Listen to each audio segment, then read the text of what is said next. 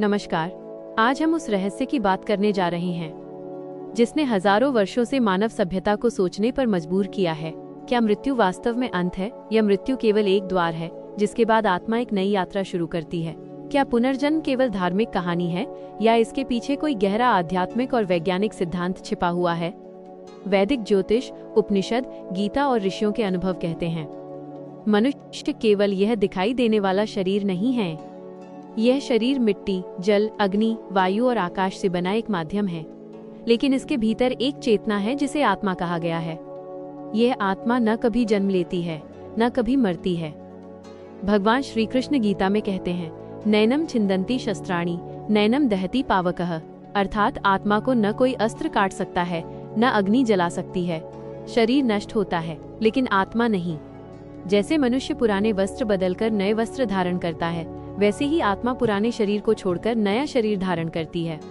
अब प्रश्न उठता है, यदि पुनर्जन्म सत्य है तो हमें अपने पिछले जन्म याद क्यों नहीं रहते? वैदिक दर्शन कहता है, जब आत्मा नया शरीर धारण करती है तो प्रकृति उसकी पुरानी स्मृतियों को ढक देती है। क्योंकि यदि मनुष्य को अपने सभी पुराने जन्म याद रहने लगे तो वो वर्तमान जीवन कभी जी ही नहीं पाएगा। लेकिन कई बार कुछ संकेत फिर भी दिखाई देते हैं। कुछ बच्चे जन्म से ही असाधारण प्रतिभा लेकर आते हैं।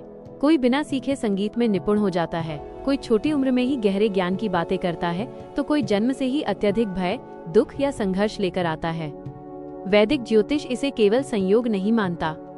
ज्योतिष के अनुसार राहु, केतु, शनि, अष्टम भाव और पंचम भाव पूर्व जन्मों के कर्मों का संकेत देते हैं। केतु विशेष रूप से पिछले जन्मों की अधूरी ऊर्जा का प्रतीक माना गया है। कई बार व्यक्ति बिना कारण किसी विशेष स्थान, व्यक्ति या वस्तु से गहरा जुड़ाव महसूस करता है। ये भी पूर्व जन्म के संस्कारों का संकेत हो सकता है। अब विज्ञान की बात करें। आधुनिक विज्ञान अभी तक आत्मा को पूरी तरह सिद्ध नहीं कर पाया है, लेकिन विज्ञान ऊर्जा के सिद्धांत को स्वीकार करता है। विज्ञान कहता है, ऊर्जा कभी समाप्त नहीं होती, वो केवल अपना रूप बदलती है। और यही बात पुनर्जन्म की अवधारणा को और गहराई देती है। सनातन ज्ञान कहता है, मनुष्य का जीवन केवल एक जन्म की कहानी नहीं है, ये आत्मा की एक लंबी यात्रा है। हर जन्म में आत्मा कुछ सीखती है, कुछ अधूरे कर्म पूरे करती है और धीरे धीरे चेतना के उच्च स्तर की ओर बढ़ती है। जब तक इच्छाएं जीवित रहती हैं, जब तक कर्म अधूरे रहते हैं, तब तक जन्म और मृत्यु का चक्र चलता रहता है। इसी को संसार का चक्र कहा गया है। लेकिन ऋषियों ने कहा, मनुष्य का अंतिम लक्ष्य केवल धन, सफलता या प्रसिद्धि नहीं है। अंतिम लक्ष्य है मोक्ष, अर्थात जन्म और मृत्यु के अंतहीन चक्र से मुक्ति।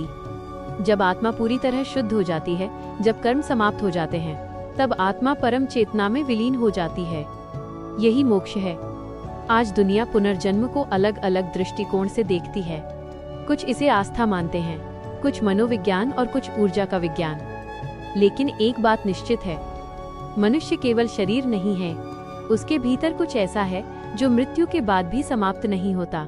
पुनर्जन्म केवल डराने वाली कहानी नहीं, बल्कि चेतना, ऊर्जा और कर्म का गहरा रहस्य है। इसलिए डरिए मत, समझने का प्रयास कीजिए, क्योंकि जब समझ आती है तो मृत्यु का भय भी समाप्त होने लगता है, और तभी मनुष्य जीवन के वास्तविक अर्थ को समझ पाता है।